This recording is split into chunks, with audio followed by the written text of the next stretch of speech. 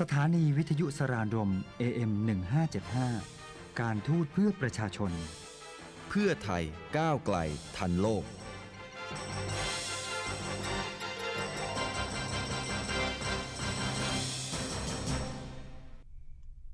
It is now 6 p.m. here on Radio Saranrom, AM1575, the radio station of the Ministry of Foreign Affairs of Thailand. You're now listening to News and Views with me, Venus Atsawapum. Long weekend, it's coming up soon. Have you already planned your travel? I am going to be visiting my hometown Ubon Ratchathani this weekend to attend the famous Candle Festival.And it's a huge event marking the beginning of a 3-month Buddhist Lent. And of course, I'll be talking about it in our next program or two after I come back from the holiday.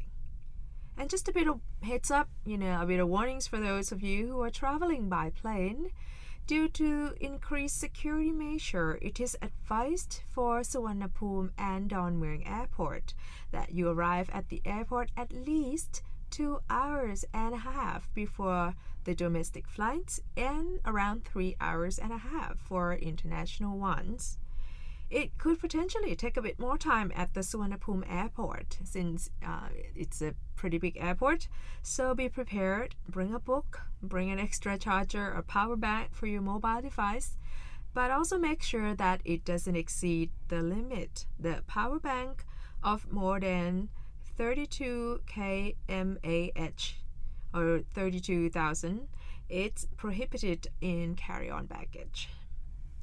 So last time, Kun Nay, our station's intern, helped me with the interview and he did an excellent job. I hope you enjoyed the interview that we had last time with German youths that's visiting Thailand on the program.With a collaboration with the Thai Embassy in Germany and the Ministry of Foreign Affairs. And today, Kun Nay will be assisting me on reporting the Iran issue. But first, let's get to know Kun Nay. Could you introduce yourself, please? สวัสดีครับ Hello, my name is Nay or Panuwat Kang Thong, and I'm an intern here. And I'm also a student of the University of Nottingham in Malaysia campus. And...Currently, I'm studying communication studies. So, were there many Thai people, or are there many Thai people at your university? There are a few, like around 5 or 6 Thai students. Oh, that's very small. I'm very surprised. Small, yeah. Is it for the whole university, or is it just for the communication? Actually, it's for the whole university. Wow.And is it difficult to find Thai food in the area? Yes, it is quite difficult to find Thai food because the university is outside KL. It's like 2 hours away from KL. Oh, so it's 2 hours away from Kuala Lumpur. Yeah. And so what do you do if you want to have some Thai food?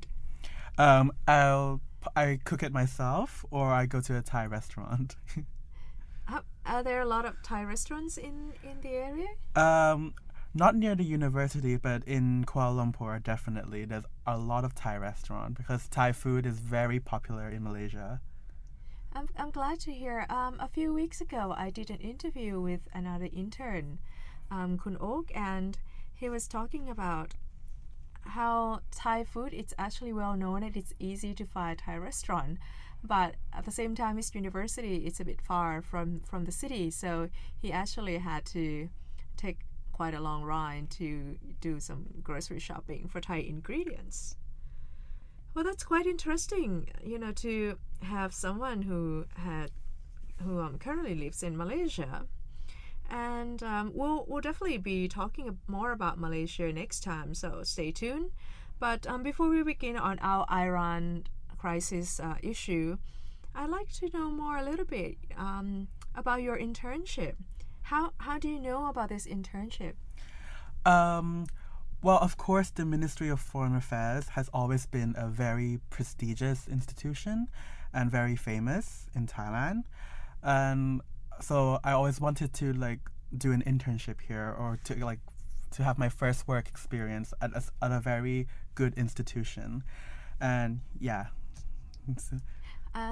I like to add on a little bit that I find Kunle very natural at at doing the radio program, and there's a reason for that. Can you tell me a little bit about your father?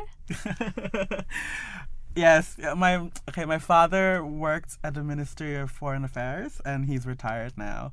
But before, he used to host radio shows here as well on visa issues. And yeah. And I heard he did it in Isan dialect as well, isn't it? Yes, he's from Sakon Nakhon, so he did it in Isan dialect. What's his name? Sompong. I'm pretty sure if you're a long-time listener of our programs, you've probably heard of his name, and he's been quite famous actually. So while Kunle is interning here, and if you like to write a letter or to say hello, or if you have a message to pass on to him, stay tuned until the end of the program, and I'll give you the address how to reach Kunle or Kun Sompong.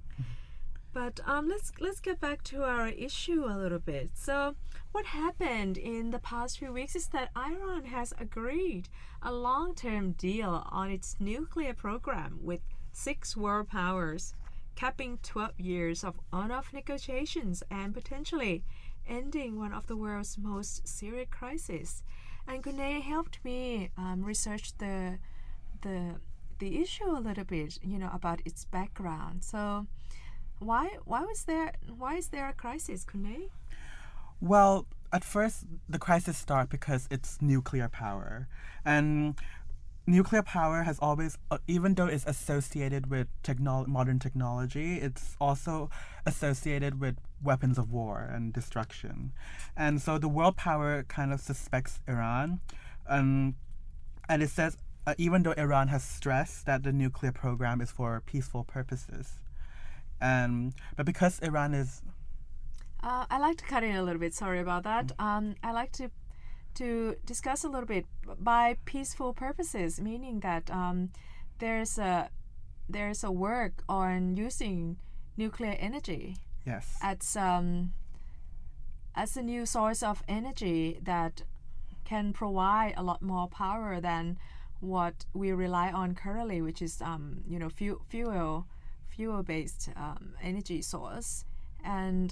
But there's concern that it might be used for nuclear weapons. Is that correct? Yes. And how did this crisis start? Well, Iran's nuclear program became public in 2002 when an opposition group revealed secret activities including construction of uranium enrichment plants and heavy water reactors. Like, enriched uranium can be used to make reactor fuel, but also nuclear weapons. And while spent fuel from a heavy water reactor contains plutonium, which is suitable for a bomb. Of course, Iran agreed to the inspections by the International Atomic Energy Agency, which is the IAEA. Mm-hmm. But during the inspection, the IAEA was unable to confirm Iran had not sought to develop nuclear weapons. And also, this led to the US and its European allies to press Iran to stop enriching uranium. Yeah, but then the talks failed to make any progress in 2005. And so because of this, the IAEA referred Iran to the UN Security Council for failing to comply with the Nuclear Non-Proliferation Treaty. And this is why it became a crisis and an issue. So it's the long-running dispute that has widened divisions between Iran and the West. But a comprehensive accord might actually bring down the diplomatic barriers. Before I go on about the, the multiple deadlines and a little bit development leading up to the current issue, is there anything else you'd like to add? No. Actually, yes, yeah. Also, because of they were not able to agree on something back in 2005. Many countries has post oil sanctioned in Iran, But now recently, on July 2015, in Vienna, they have come to an agreement with the whole nuclear program, which we will discuss. I guess we'll discuss in a little bit afterwards, since it's a long and ongoing issue. I don't want to cut it short before the break. So let's take an early break today, and then we'll come back and talk about what's going on with the Iran nuclear crisis and the 6 key points from the BBC. So welcome back to News and Views with me and Kunne. So what happened is that, the US President Barack Obama said that the agreement announced in Vienna marked one more chapter in our pursuit of a safer, more helpful, and more hopeful world. This is a great development, actually, because there had been tons of multiple deadlines that were missed and, negotiation that didn't fall through until after the election of moderate Iranian President Hassan Rouhani, who promised to end his country's international isolation. So this is definitely a good development. And under the Joint Comprehensive Plan of Action, Iran has agreed with the so-called P5+1, which is the US, UK, France, Russia, China, and Germany, to significantly limit its sensitive nuclear activities. So Iran will reduce its stockpile of enriched uranium used to make reactor fuel, but also nuclear weapon, as Kunne has said to us before, by 98% for 15 years. And it will also cut by 2/3 of the number of centrifuges installed to enrich uranium for a decade.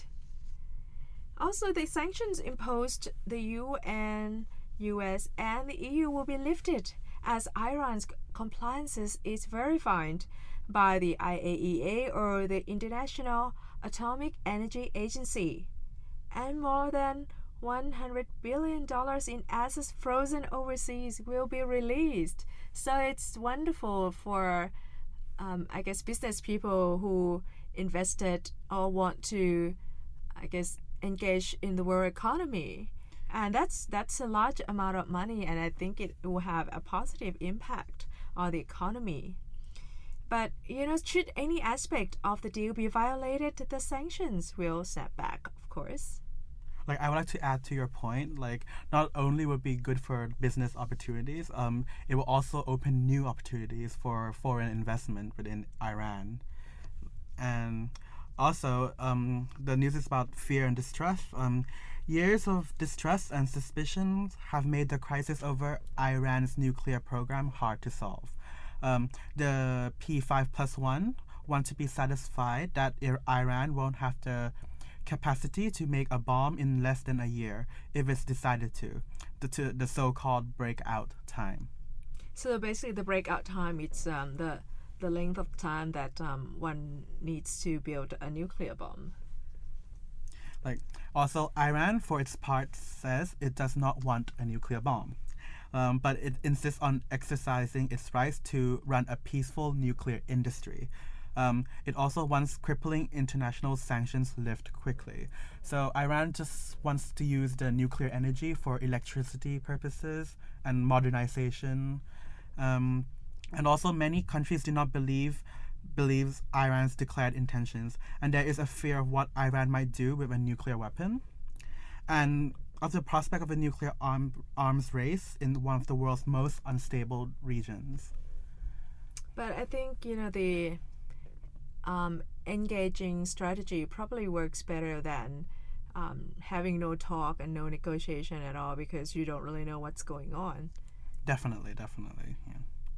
And also, it looks like to some, Iran has been singled out.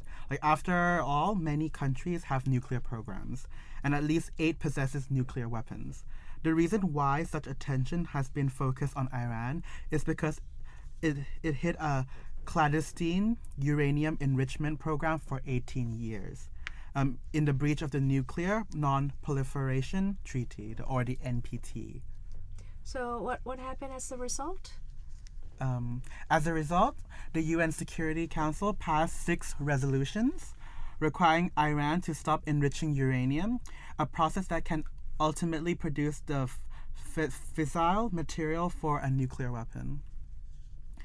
And Iran agreed to suspend parts of its nuclear program under a temporary agreement in November 2013 in return for some sanctions relief, but this was a stopgap deal, not an end to the crisis. So basically, the international community was, also worried about unanswered questions surrounding possible military dimensions to Iran's nuclear program. And in 2007, the U.S. intelligence report said that Iran had a nuclear weapons program, but halted it in 2003, right? Yes. And of course, the global nuclear watchdog, the International Atomic Energy Agency, or IAEA, has been investigating this in parallel to the main nuclear talks, but says Iran has not provided enough information about its past activities.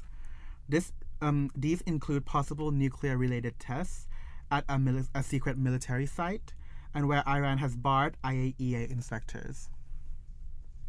And of course, Iran says the international community is displaying double standards by not doing anything about its arch-foe Israel, which is widely believed to have nuclear arsenal. Israel has neither confirmed nor denied this. Israel, however, like nuclear-armed India and Pakistan, is not a signatory to the NPT. So basically, they're not a party to the NPT, and therefore they're not bound by the rules. But, Iran has been severely hit by the sanctions. So what happened is that since, Iran's undisclosed nuclear activities came to light, the country has been hit by a raft of sanctions, basically by the UN, the EU, the US, and a lot of other countries. And these include a ban on the supply of heavy weaponry and nuclear-related technology to Iran, a block on arms exports, access freezes, travel bans, bans on trade in precious metals, and bans on crude oil exports and banking transactions, among others. That will definitely put a halt on the country's development. And the sanctions have contributed to a fall in the value of Iranian rial to the rising inflation, with the cost of basic foodstuffs and fuel soaring. This also, of course, affects the Iranian people. It has hit ordinary Iranians, with some rare protests reported. So under the 2013 interim deal, Iran got some sanctions relief in return for curbing its enrichment activities. The comprehensive accord will see oil and financial sanctions phased out gradually as the IAEA confirms Iranian compliances. However, the UN weapons embargo and the ban on buying missile technology will remain in place for several years. Even though the agreement in Vienna is good news, of course there are some countries that are unhappy about the deal. A deal which leaves Iran with any capacity whatsoever to build a bomb has alarmed Israel and Iran's neighboring countries in the Gulf. And Iran believes Israel should not exist. Israel sees a nuclear Iran as a major threat to a wider world. And of course, the Israeli Prime Minister, Benjamin Netanyahu, said that the comprehensive accord was a bad mistake of historic proportion that would allow Iran to continue to pursue its aggression and terror within the region. He has previously warned that Israel would do everything necessary to thwart the prospect of Iran developing nuclear weapons. And what about Saudi Arabia?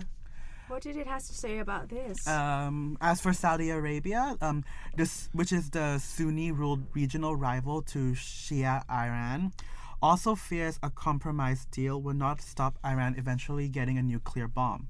Saudi Arabia also worries that an end to sanctions will embolden and strengthen Iran economically and militarily. Both Israel and Saudi Arabia Saudi Arabia, key U.S. allies in the region, feels Washington is putting a deal with Iran before their security needs.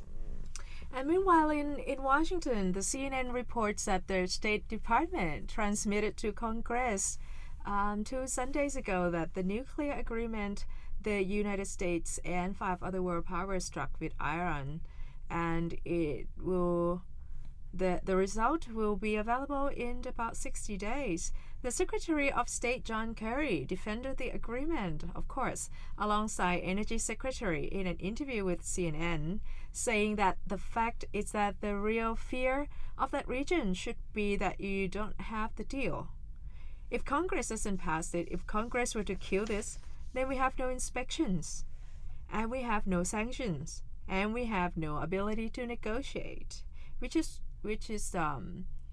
I guess that's the what's been going on. There hasn't been improvement, and there hasn't been an engagement by the IAEA and the world power looking into what's going on. And so the United States believe that, if the U.S. arbitrarily and unilaterally kills it, you're not going to have another negotiation. That's what the State Secretary John Kerry said, and he said also that they will feel free to go do the very things that this prevents. So that's just the two sides, of what's going on. And this, of course, this is not the end of it, just the beginning. Although the deal has been agreed, it still does not mean the crisis is over. While an agreement might defuse the standoff between Iran and world powers, Israel and Saudi Arabia have warned it could fuel a nuclear arms race in the Middle East.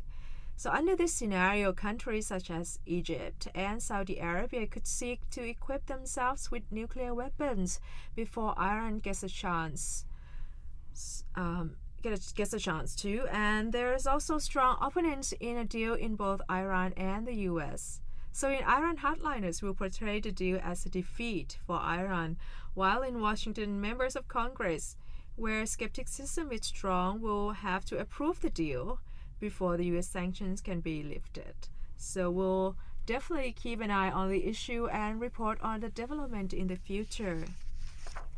I'm not sure we have enough time, but I'd like to touch a little bit on the part of the internship that Kunle is doing. We'll be covering the Young Ambassador virtual trip soon. Can you tell the listener a little bit about it? Well, of course, the Young Ambassador of Virtue is a organization that's organized by the Ministry of Foreign Affairs in commemoration of the 72nd birthday anniversary of His Majesty King Bhumibol Adulyadej.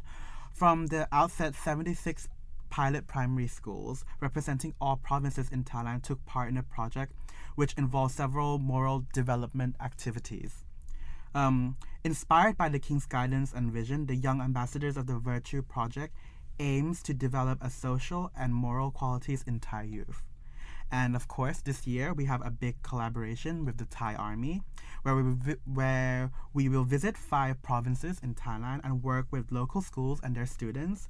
We would set up a camp with fun activities, and along with fun activities, we teach them interesting topics about the world, and also we educate them in English as well for them to improve their English skills. And we'll report more on that in times to come. But for now, our time has come to an end. So if you would like to write us, you can email us at saranrom.mfa.go.th. Thank you for tuning in to News and Views. Have a very pleasant evening and a wonderful long weekend. สวัสดีค่ะ สวัสดีครับ